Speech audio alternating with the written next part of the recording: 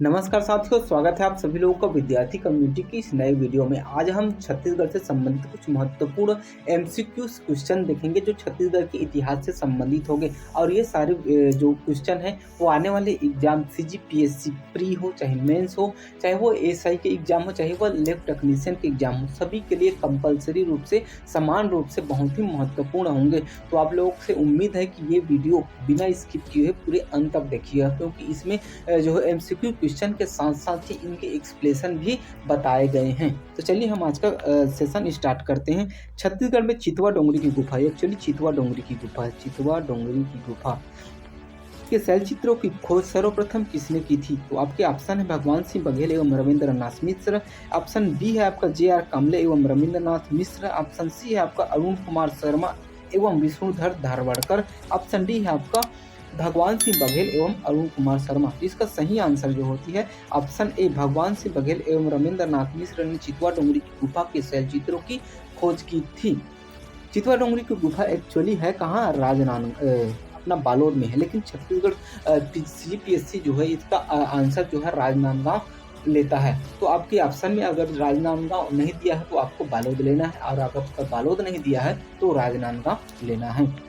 आप लोगों के लिए एक सूचना है कि अगर आप सीजीपीएससी व्यापम और जो होती सीजीएसआई चाहे लैब टेक्नीशियन का बेहतर तैयारी करना चाहते हैं तो उसमें करेंट अफेयर का रोल बहुत ही ज़्यादा होता है। और हमारे द्वारा विद्यार्थी कम्युनिटी के माध्यम से डेली छत्तीसगढ़ राष्ट्रीय और अंतर्राष्ट्रीय तीनों के करेंट अफेयर, बहुत ही इंपॉर्टेंट करेंट अफेयर डेली जो होती है अपलोड किए जाते हैं। तो आप लोगों से उम्मीद है कि ये वीडियो आप ज़रूर देखिएगा, और आप लोगों को अच्छा लगे, यूजफुल लगे तो लाइक कीजिएगा, सब्सक्राइब कीजिएगा, और जो हमारे चैनल को ज़्यादा से ज़्यादा लोगों तक शेयर कीजिएगा। चलिए हम अपने बढ़ते हैं अपने नेक्स्ट क्वेश्चन की ओर।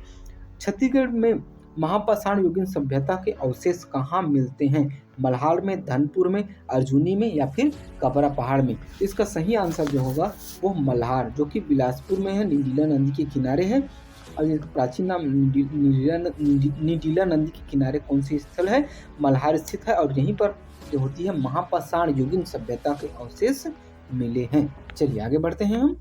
हमारा नेक्स्ट क्वेश्चन है, निम्नलिखित में से कौन सा स्थल नवपाषाण कालीन नहीं है? टेरम, चितवा डोंगरी, कबरा पहाड़, या फिर बसनाझार? तो दिए हुए ऑप्शन में से कबरा पहाड़ जो होती है वो नवपाषाण कालीन स्थल नहीं है, ये एक्चुअली जो होती है मध्य पाषाण कालीन स्थल है। बाकी तीनों टेरम, चितवा डोंगरी और बसनाझार, ये तीनों के तीनों जो है वह नवपाषाण कालीन स्थल है। ये राजनांदगांव में स्थित है, और टेरम और बसनाझार रायगढ़ में स्थित है। चलिए आगे बढ़ते हैं हम। बसनाझार किसके लिए जो है प्रसिद्ध है? जलप्रपात के लिए, गुफा के लिए, शैलचित्र के लिए, या फिर मंदिरों के लिए? तो इसका सही आंसर जो है वो शैलचित्रों के लिए बसनाझार प्रसिद्ध है। चलिए आगे बढ़ते हैं हम। छत्तीसगढ़ की किन गुफाओं को पृथ्वी पर मौजूद सबसे पुरानी मूर्तियों को रखने का गौरव प्राप्त है, जो मैक्सिकन और स्पेनिश मूर्तियों के समान दिखती है? कुतुमसर गुफा, कैलाश गुफा, सीता बेंगरा की गुफा, या फिर जो होती है सिंघनपुर की गुफा? तो इसका सही आंसर जो है सिंघनपुर की गुफा, जो कि रायगढ़ में स्थित है, ये आपका सही आंसर हो जाएगा। साथ ही बात करें अगर हम ऑप्शन के बारे में, तो कुतुमसर की गुफा जो कि बस्तर में स्थित है, कैलाश गुफा जसपुर में भी है और बस्तर भी में भी है, सीता बेंगरा की गुफा जो कि मौर्य काल से संबंधित है, यह जो होती है सरगुजा में स्थित है, और अपना सिंघनपुर की गुफा रायगढ़ में स्थित है। चलिए आगे बढ़ते हैं हम।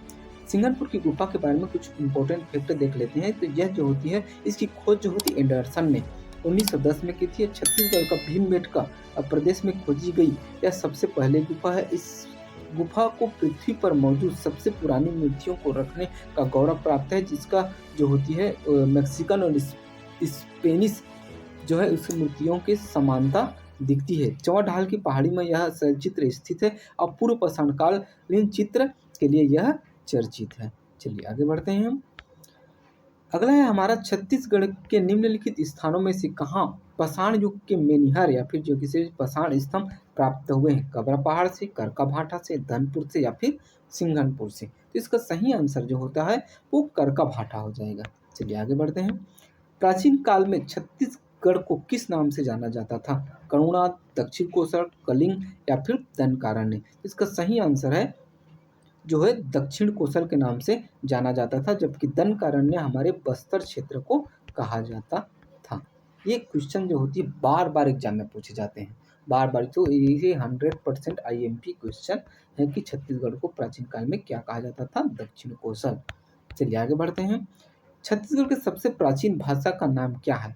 हल्बी, कोसली, अवधी या फिर महाकांतरी? तो इसका सही आंसर हो जाएगा कोसली जो है छत्तीसगढ़ की सबसे प्राचीन भाषा है। चलिए, राम वनगमन पथ के किस स्थान में मतंग ऋषि आश्रम को माना जाता है? मतलब मतंग ऋषि आश्रम किसमें से कहाँ स्थित है? रामगढ़ में, शिवनारायण में, सीतामढ़ी में या फिर चंपारण में? तो इसका सही आंसर हो जाएगा यह है शिवनारायण में मतंग ऋषि आश्रम है, जो कि वर्तमान में जो होती है, जो मंडी निरीक्षक का पेपर हुआ था ना, उसमें ये क्वेश्चन डायरेक्ट पूछा गया था कि मतंग ऋषि आश्रम कहाँ है? तो ये हमारे शिवनारायण में स्थित है। अगला है हमारा, छत्तीसगढ़ में तुरतुरिया किस ऋषि से संबंध रखता है? वाल्मीकि से, लोमस से, मतंग ऋषि से या फिर वशिष्ठ से? तो इसका सही आंसर हो जाएगा वाल्मीकि ऋषि से। और ऐसी किंवदंती माना जाता है कि भगवान राम और सीता के पुत्र लव कुश का जन्म यही वाल्मीकि आश्रम में हुआ था। चलिए आगे बढ़ते हैं। पुराणों में छत्तीसगढ़ के रतनपुर के हैहयवंशी राजा मयूरध्वज की दंत कथा के संबंध में निम्नलिखित में से कौन सा कथन सही नहीं है? अब लोग इसको क्वेश्चन को नीचे से पढ़िएगा।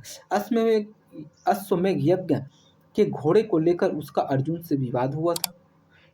मयूरध्वज हस्तिनापुर के पांडव राजा युधिष्ठिर का समकालीन था। मयूरभंज ने इसके लिए अपने शरीर को और आरे से जो होती है कटवा लिया था। इस विवाद का समाधान युधिष्ठिर ने किया था। तो इसका सही आंसर जो हो जाएगा ये, इसका समाधान युधिष्ठिर ने नहीं किया था, जबकि इसका समाधान जो होती है स्वयं कृष्ण भगवान ने आकर किया था। चलिए आगे बढ़ते हैं। दशरथ की पत्नी कौशल्या के पिता दशरथ की पत्नी कौशल्या के पिता का नाम क्या है? परशुराम, वाल्मीकि, जनक या फिर भानुमंत? तो इसका सही आंसर हो जाएगा जनक। माता कौशल्या के पिता का नाम जो है जनक है, जिसका संबंध छत्तीसगढ़ से था। और एकमात्र भारत की कौशल्या माता मंदिर जो होती है हमारे रायपुर में चंदखुरी में स्थित है। चलिए आगे बढ़ते हैं। चीनी यात्री हेनसांग ने सिरपुर की यात्रा कब की थी? 7वीं सदी में, 5वीं सदी में, 6वीं सदी में या फिर 9वीं सदी में? तो इसका सही आंसर हो जाएगा ऑप्शन ए।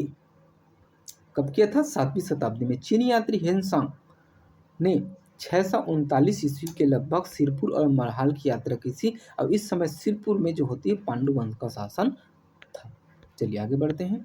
महाकांतार के किस राजा को समुद्रगुप्त ने छत्तीसगढ़ यात्रा के दौरान हराया था? समुद्रगुप्त ने किसी छत्तीसगढ़ यात्रा के दौरान हराया था? तो व्याघराज को, महेंद्र को, जयतराज को या फिर कर्णराज को? तो इसका सही आंसर हो जाएगा व्याघराज को। अपने दक्षिणापथ विजय के दौरान समुद्रगुप्त ने महाकांतार के शासक व्याघराज को और कौशल के शासक महेंद्र को पराजित किया था।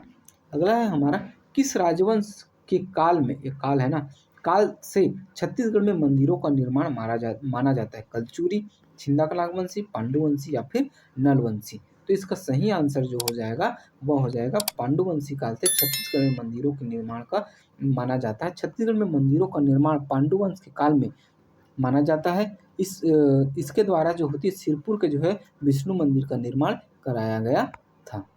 चलिए आगे बढ़ते हैं। बिलासपुर जिले के किरारी से प्राप्त काष्ठ स्तंभ से पता चलता है कि प्राचीन काल में निम्नलिखित में से किस राजवंश का छत्तीसगढ़ में शासन था? मतलब डायरेक्ट क्वेश्चन ये पूछ रहा है कि जो होती किरारी का काष्ठ स्तंभ कौन से वंश से संबंधित है? ऐसे आपको क्वेश्चन को रिलेट करके मेन की पॉइंट को पकड़ना है। तो सुंग वंश, सातवाहन वंश, मौर्य वंश या फिर सरभपुरी वंश? ये सरभपुरी वंश है ना, तो इसका सही आंसर हो जाएगा सातवाहन वंश। चलिए हम देखते हैं। किरारी से प्राप्त काष्ठ स्तंभ से पता चलता है कि प्राचीन काल में जो होती सातवाहन वंश का शासन छत्तीसगढ़ में था। उनके अधिकारियों, कर्मचारियों की सूची इसमें दी गई है। किरारी में जो होती किरारी वर्तमान में जांजगीर चांपा में स्थित है। यहाँ के काष्ठ स्तंभ को वर्तमान में जो होती है घासीदास संग्रहालय रायपुर में संरक्षित करके रखा गया है। चलिए आगे बढ़ते हैं।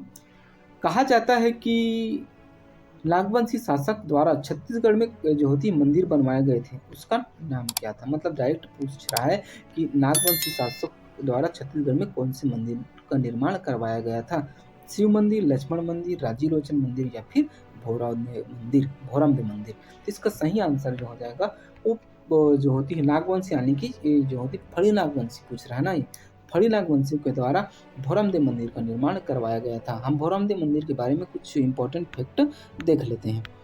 तो कवर्धा के जो होती फड़ी नागवंशी शासक गोपाल देव द्वारा 1089 ईस्वी में यह जो होती भोरमदेव मंदिर बनवाया गया था। यह मंदिर जो होती आदि देवता यानी कि जनजाति देवता से संबंधित है, जिसकी शैली जो होती है वो नागर या फिर जो होती है चंदेली शैली में निर्मित है। भोरमदेव मंदिर का निर्माण जो होती है लक्ष्मण देव का जो होती है काफ़ी सहयोग रहा, और यह जो होती है छत्तीसगढ़ का जो है खजुराहो कहा जाता है, और यह जो होती है चौराग्राम में स्थित है। यहाँ तक वीडियो देखने के लिए बहुत बहुत धन्यवाद। अगर आप लोगों को वीडियो हमारे जो क्वेश्चन सीरीज है बहुत अच्छा लगा होगा, इंपॉर्टेंस आपके एग्जाम पॉइंट ऑफ व्यू से लगा होगा, तो लाइक कीजिएगा, सब्सक्राइब कीजिएगा, अपने दोस्त यारों तक शेयर कीजिएगा। मिलते हैं हम नेक्स्ट ऐसी एमसीक्यू वीडियो या फिर करेंट अफेयर वीडियो में। तब तक के लिए जय हिंद, जय भारत, जय छत्तीसगढ़।